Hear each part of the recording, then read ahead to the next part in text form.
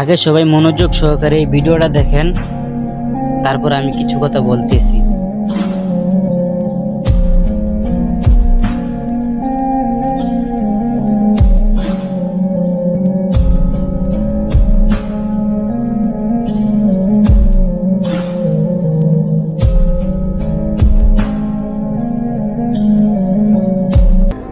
আসলে ভাই, আজকের এই মূল ভেজালটার উদ্দেশ্য কি জানেন?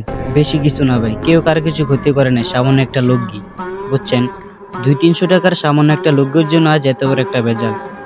অথচ তারা সারাদিন সবাই এক নদীতে একসাথে মাছ ধরে, সবাই একসাথে চলাফেরা করে এবং কে এক ঘাটে সবাই একসাথে নৌকা রাখে। কেউ কারো কিছু ক্ষতি করে নাই, সামান্য একটা লগ্গি ভাঙছে, এই জন্য আজ এত বড় ভেজাল। আর ওই যে কিছু উলাঙ্গারে বাচ্চা দেখতেছেন না, তারা দাঁড়ায় দাঁড়ায় হিন্দি মুভি দেখতেছে, তারা মুভি আর বন্ধ করতে পারে না। তো যাই হোক, সবশেষে সব জেলে ভাইদেরকে একটাই কথা বলবো, আপনারা যেই থলায় খান সেই থলায় কখনো পায়খানা করিয়েন না।